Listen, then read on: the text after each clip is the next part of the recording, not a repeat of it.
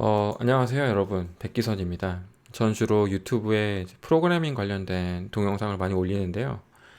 오늘은 영주권 인터뷰 관련해서 이제 주의하실 점이나 뭐 간략한 프로세스에 대해서 설명을 드릴까 해서 이렇게 영상을 찍게 됐습니다. 저는 영주권 인터뷰를 지난주 수요일에 봤고요. 맞나?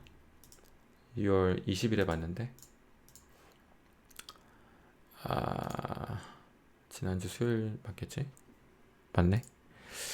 지난주 수요일에 영주권 인터뷰를 봤고요. 그리고 저는 지금 혹시 저를 모르시는 분들도 계실 테니까 저는 지금 마이크로소프트에서 일을 하고 있고요. 그 시애틀 미국 시애틀 근교에 있는 레드몬드라는 곳에서 살고 있습니다.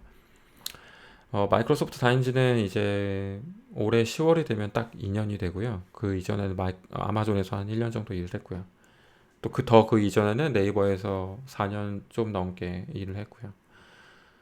어,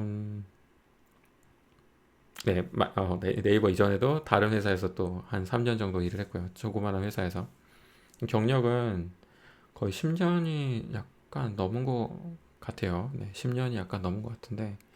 자, 어쨌든, 그렇게 소프트웨어 엔지니어로 일을 하고 있는데, 마이크로소프트에서 이제 영주권 프로세스 진행을 해줘서, 이제 거의 마지막 영주권의 거의 마지막 단계인 이제 인터뷰까지 마친 상태예요. 그래서, 근데 제가 이번에 인터뷰를 볼 때 너무 심란한 에피소드가 있어가지고 이제 그런 경험을 여러분들은 하지 않도록 도움을 드리고자 간단한 팁을 드리고자 영상을 찍게 됐습니다. 그래서 먼저 영주권 전체 프로세스가 아니라 음,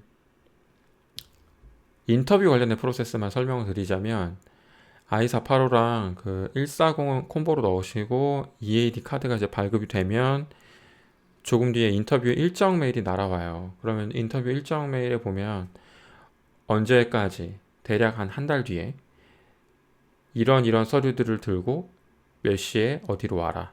인터뷰를 본다. 뭐 그런 노티가 담겨 있는 그런 알림이 담겨 있는 메일이 도착을 해요, 집에. 그럼 그 일정 메일을 회사 내부에 있는 그 이민 관련된 부서한테 메일로 보내시면 나 이런 메일을 받았다. 라고 해서 스캔해서 이제 보내시면 회사에서 변호사를 배정을 해주실 겁니다. 그럼 변호사를 배정을 해줄 겁니다. 그러면 그 변호사와 사전에 전화 미팅을 해서 다른 서류들은 변호사가 다 준비를 해가고 내가 실제로 준비해야 될 서류가 뭔지 그걸 체크하시고 그걸 알려줄 겁니다. 변호사가 알려줄 거고 내가 직접 준비해야 되는 서류.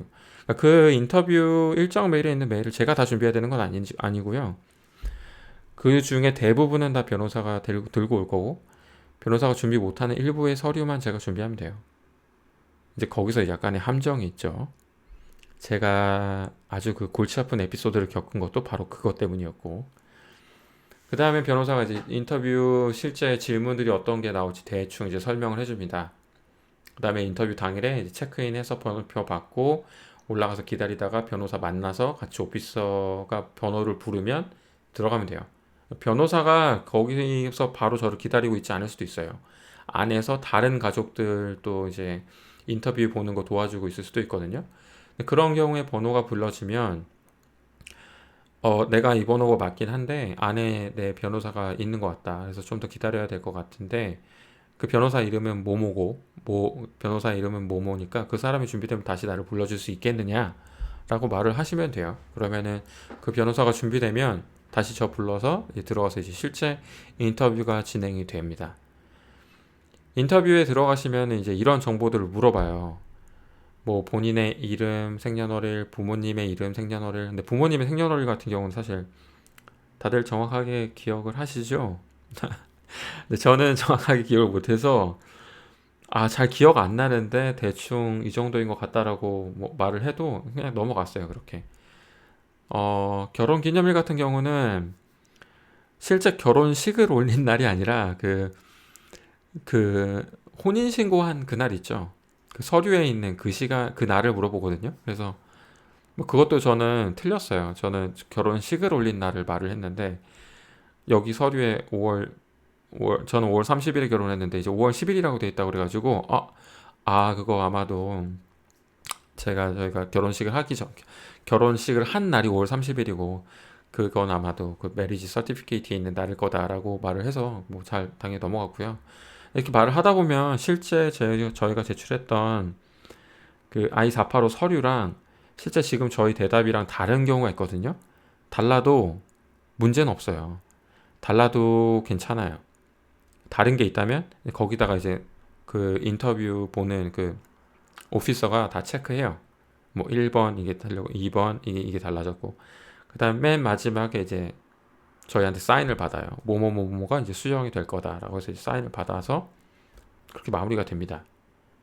근데 여기서 이제 시간이 좀 오래 걸리는 게 범죄 관련 질문을 물어보는데 뭐 갱단에 가입한 적이 있느냐, 뭐 범죄를 저지른 적이 있느냐, 또는 범죄를 저지른 사람을 도와준 적이 있느냐, 뭐 불법적인 물건을 수입 수출을 한 적이 있느냐, 뭐 그런 뭐 사실 영어 알아듣기도 힘든 이상한 범죄들의 질문들을 하는데 거의 다 대답은 노예요. 노. 근데 이 중에서 유일하게 이제 yes로 대답할 만한 질문이 딱 하나 있는데 그게 뭐냐면 무기를 다뤄본 적이 있느냐. 근데 그거는 이제 군대를 갔다 오시는 분들이라면 yes로 대답할 수도 있어요. 대한민국의 그 밀리터리 서비스가 리ኳ이어먼트이기 때문에 가서 밀리터리 서비스를 뭐 어느 정도 한 적이 있다. 뭐 1년 반 또는 뭐 2년 정도 한 적이 있다. 이렇게 얘기하시면은 그건 또 문제 없어요. 물론 이제 그것도 그 서류와 맞으면 이제 더 좋긴 하겠죠. 기존에 제출했던 서류랑 그 지금 답하시는 거랑 맞으면 더 좋긴 하겠죠. 근데 저 같은 경우는 문제가 좀 있었어요. 이때 문제가 뭐였냐면 변호사가 저한테 저희가 가져가야 될 서류를 제대로 알려주질 않았어요. 그게 뭐였냐면 가족관계 증명서였어요. 가족관계 증명서를 가져가야 돼요. 한국인이라면. 왜냐? 이게 이제 이 영상을 찍게 된 가장 중요한 이유 중에 하나예요. 이걸 안 가져갔기 때문에 제가 USCIS를 3번이나 갔어요. 이틀 동안. 그 당일, 수요일 당일에 제가 2번을 갔고요. 아침에 인터뷰 오느라 가고. 근데 인터뷰 가자마자 제 이름이랑 저의 부모님 이름이랑 제 자식들 같이 간 그 서연이 이름이 나와 있는 서류 어디 있느냐. 패밀리 그 트리 나와 있는 거, 히어라키 나와 있는 거 서류 있지 않느냐. 없더라고요. 응? 가족관계 증명서를 회사에 몇 번이나 제출했었는데 변호사가 그걸 안 가져온 거예요. 그리고 저희 보고 따로 준비하라고 말도 안 했고. 자, 왜 그런 일이 벌어졌느냐? 미국은 이제 출생신고서라는 게 있잖아요. 벌스 서티피케이트. 거기에 보면 그런 내용이 나와요. 미국 같은 경우는 그런 정보들이 나와요. 벌스 서티피케이트에 언제 태어났고 부모가 누구고. 그래서 애들에 대한 벌스 서티피케이트를 출생신고서를 띄면 그런 정보 나오는데 한국 같은 경우는 그게 달라요. 너무 달라요. 한국의 출생증명서에는 애들 이름이 없어요. 한국의 출생증명서에는 언제 누군가 태어났다. 언제 누군가가 태어났다라는 거 정보밖에 없고 그러니까 부모에 대한 정보는 있지만 자식에 대한 정보가 없어요. 실제 자식에 대한 출생증명서인데 왜냐? 낳았을 당시에 자식의 이름을 짓지 않잖아요. 저희가 보통 애를 낳은 다음에 한 달 정도 있다가 이름을 짓잖아요. 그래서 출생증명서에는 그런 정보가 없어요. 그래서 그걸 대체하는 문서로 저희는 보통 기본증명서를 사용하죠. 기본증명서에는 그런 정보들이 있어요. 언제 태어났고 이름이 뭐고. 그래서 모든 가족의 기본증명서를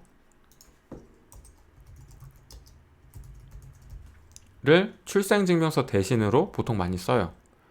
하지만 기본증명서에는 가족관계가 없어요. 그냥 정말 딱 그 본인에 대한 정보밖에 없어요. 그게 문제예요. 그래서 이 2가지 서류를 반드시 다 준비해야 돼요. 가족관계 증명서. 가족관계 증명서를 떼면 가족관계 증명서에는 진짜 그 인터뷰어가 그 오피서가 요청한 그 정보가 그대로 들어있거든요. 내가 누구고, 나의 배우자는 누구고, 자식은 누구고, 나의 부모는 누구고. 그 정보가 여기 다 들어있거든요. 여기서 또 주의하실 거는 가족관계 증명서를 제 기준으로 하나 떼야 되고 와이프 기준으로 하나 더 떼야 돼요. 둘 다 영어로 번역해야 되고 공증 받아야 되고요. 모든 서류는 한국에서 가져온 모든 서류는 다 영어로 번역하고 공증 받아야 돼요. 가족관계 증명서를 두 통 띄워야 된다는 거. 제 기준으로 하나, 와이프 기준으로 하나. 그거 꼭 주의하시기 바랍니다. 그래서 USCIS를 왜 세 번 갔냐면 아침에 거 가서 인터뷰 보는데 가족관계 증명서가 없다고 그걸 보여달라는데 없는 거예요. 일단 벙쪘죠. 그래서 근데 그 오피서가 괜찮다고 일단 진행하자고. 그래서 일단 그렇게 막 진행을 했는데 나갈 때 영 찜찜한 거죠. 어프로브드가 아니라 이거는 이제 추가 서류를 제출해야 된다. 뭐 이런 식으로 펜딩이 될 것 같은 분위기인 거예요. 되게 찜찜하게 되게 기분이 석연찮은 상태로 나와서 이제 집에 가고 있었어요. 차 타고. 이제 집에 거의 다 왔는데 그 오피서한테 전화가 오더라고요. 제 전화번호가 서류에 있으니까. 애들 서류에 사인을 안 받았다는 거야. 애들 서류에다가 변경사항이 벌어진 게 있었거든요. 그 애들이 쓰고 있는 닉네임을 추가했거든요. 현재 학교에서 쓰고 있는 닉네임. 그걸 제가 그 서류에 안 적었더라고요. 그래서 뭐 첫째 같은 경우는 소피아하고 둘째 같은 경우는 에밀리를 쓰고 있다. 그래서 그 이름을 적고 변경사항이 일어났으니까 사인을 해야 돼요. 근데 애들한테 사인 받는 게 애들이 너무 어리니까 이제 저한테 제가 사인을 했었어야 되는데 그 오피서가 저한테 그 사인하라는 거를 깜빡한 거죠. 그리고 저희를 그냥 보낸 거예요. 다 됐다고. 마침 저희가 가는 길에 그 오피서는 자기가 이제 그 실수한 걸 깨닫고 저희한테 전화를 해서 다시 와줄 수 있겠냐. 혹시 이 건물 주변에 있냐. 무슨 건물 주변에 있기는 1시간이 지났는데 인터뷰를 본 지가 집에 거의 다 왔는데 집에 거의 다 왔는데 꼭 가야 되냐? 왔으면 좋겠다. 자기가 심각하게 잘못한 거지. 그래서 그럼 다시 갈 텐데 아까 너가 보자고 했던 가족관계 증명서 지금 집에 가면 아마 있을 텐데 내가 그거 가져가면 확인해 줄래? 그랬더니 퍼펙트 하다고 그거 가져오면은 퍼펙트 하다 막 이러는 거예요. 그러면 이제 딜이 되는 거잖아요. 갔지. 굉장히 힘든 몸을 이끌고 갔어요. 그걸 가족관계 증명서를 또 집에 와서 찾았는데 서류가 없고 제 이메일에 있는 그 스캔한 것만 있는 거예요. 그래서 그거를 전화해서 나 이거 사진으로 찍은 거밖에 없는데 혹시 이걸로도 돼? 아니면 꼭 뽑아가야 돼? 그랬더니 뽑아오래. 와, 그래서 가는 길에 거기 페덱스 프린팅 하는 곳에 들려가지고 그걸 다 뽑아가지고 또 갔어요. 갔는데 문을 닫았어. USCIS가 문을 굉장히 일찍 닫아요. 목요일 시애틀에 있는 USCIS 그 터킬라에 있는 거 그 건물 같은 경우는 목요일 금요일은 12시까지밖에 일을 안 해요. 8시부터 12시. 그리고 월화수 같은 경우는 4시면 문을 닫고요. 문을 닫아서 내가 못 들어간다. 그랬더니 이제 안에서 이제 나와서 문 열어줘서 그 경비한테 말해서 저를 이제 다시 데리고 그 인터뷰 보는 방으로 들어가더라고요. 가서 이제 제가 사인해주고 그 오피서는 제가 가져온 가족관계 증명서 확인하고 이제 굿뉴스랑 배드뉴스가 있대요. 굿뉴스는 저랑 애들은 어프로브드를 할 수 있다. 하지만 와이프 이름으로 된 가족관계 증명서가 필요하다. 이러는 거예요. 그 순간에 이제 그럼 진작에 말을 해주든가. 근데 사실 진작에 말을 해줬어도 준비를 하게 할 수는 없는 상황이었어요. 여태까지 저의 기준으로 가족관계 증명서가 필요했지 한 번도 와이프 기준의 가족관계 증명서가 필요한 적이 없었거든요. 그래가지고 그날 저녁에 한국에 전화를 해서 장모님이 결국에는 직계가족이기 때문에 제 와이프 기준의 가족관계 증명서를 동사무소에서 떼실 수 있거든요. 떼서 그걸 번역 공증 받으시고 그걸 찍어서 저한테 보내주셨어요. 저는 그날 저녁에 그걸 또 다시 프린팅을 해서 그 다음날 아침이 되자마자 그 서류를 들고 가서 제출을 했죠. USCIS를 한 번 더 가서 마지막으로. 그렇게 제출을 하느라 3번을 방문했었고요. 이런 일이 벌어지지 않으려면 여러분들은 반드시 변호사를 너무 믿지 마시고 변호사를 너무 믿지 마세요. 거기 나와 있는 목록 그대로를 가능하면 직접 다 변호사도 물론 가져오겠지만 제가 가져갈 수 있는 한에서 최대한 다 그냥 가져오시는 것도 좋아요. 진짜 막 범죄 증명서도 있고 범죄 기록 증명서도 있고, 범죄 조회 증명서인가 뭐 그런 것도 있고 서류 되게 많잖아요. 그동안 이거 영주권 준비하면서 지출하셨던 서류들 그거 그냥 다 들고 가세요. 혹시나 모를 경우를 대비해서. 그게 가장 좋고요. 그 다음에 I485 같은 서류는 인터뷰를 가기 전에 배우자나 가족들하고 같이 리뷰를 하세요. 제가 어떻게 적어서 냈는지. 그래야 실제 질문을 할 때 너무 많이 꼬이지 않게끔 이제 대답을 하실 수 있잖아요. 리뷰를 꼭 하시고, 그렇게 리뷰를 하시면, 인터뷰를 보고 나시면 이 주소로 가서 그 거기 가서 이제 확인하실 수 있어요. 그 현재 i485 뭐 그거에 i140 이거 영주권 상태, 영주권이 뭐 상태는 크게 세 가지. 어프로브도 됐다. 카드를 보낼 테니 기다려라. 이렇게 하면 이제 제일 좋은 거. 두 번째 상태는 인터뷰 일정이 언제 인터뷰 일정이 정해져 있습니다. 사실 이거는 펜딩 상태예요. 인터뷰 일정이 정해져 있습니다는 그 인터뷰 메일이 왔을 때 이미 그 상태거든요. 이 인터뷰 일정 메일이 노티가 됐을 때 그 상태에서 아무것도 변경이 안 일어났다는 얘기예요. 즉 어프로브드를 안 해줬다는 얘기지. 그 말인 즉슨 추가 서류가 필요하다는 메일이 올 거예요. 제 와이프 같은 경우는 제가 그날 이 두 번째 방문한 그 저녁에 두 번째 다시 방문했잖아요. 그때 그 오피서가 그랬어요. 저랑 애들 거는 바로 어프로브드가 될 테니까 바로 조회할 수 있는데, 와이프 같은 경우는 가족관계증명서, 와이프 기준으로 가족관계증명서가 필요하기 때문에 그 서류가 필요하다는 메일이 발송이 될 거다. 그래서 실제로 그 지난주 수요일 20일 당일에 그 메일이 발송이 돼서 제가 어제 그 메일을 받았어요. 25일, 한 5일 정도 걸렸죠. 그 다음에 제가 그 바로 다음날 21일 아침에 제가 추가 서류를 바로 제출했잖아요. 그 메일을 기다리지 않고, 저는 뭐가 필요한지 이미 알았으니까. 바로 제출한 그날 그 어프로브드 노티스가 발송이 됐어요. 그리고 20일에 저와 제 애들 거에 대한 서류에 대한 어프로브드 노티스가 20일에 바로 발송이 됐어요. 그러니까 만약에 상태를 조회했는데 어프로브드가 아니다, 그럼 추가 서류를 제출하라는, 어떤 서류가 필요하다는 그런 메일이 발송됐다라고 생각을 하시면 될 것 같아요. 그럼 그 추가 서류를 노티를 받자마자 제출하시는 게 좋아요. 가장 빨리. 그것도 며칠 안에 이 서류를 제출 안 하면 문제가 복잡해질 수 있으니까 가능하면 빨리 제출하시는 게 좋고요. 그렇게 제출을 하시고 나서 조금 기다리면 I797 노티스, 어프로브드 노티스 메일이 와요. 그러면은 그런 다음에 또 이제 다시 한번 상태 조회하시잖아요. 들어와서 다시 한번 상태 조회하면 그 그린카드가 우체국에 도착했다라는 그런 상태의 메시지가 또 보여요. 그래서 지금 조금 전에 제가 다시 한번 조회했을 때 저의 그린카드가 이제 이 동네에 있는 그 우체국에 도착했다라는 그런 메시지를 볼 수 있었거든요. 그럼 이제 조만간 저는 이제 그린카드를 받게 되는 거죠.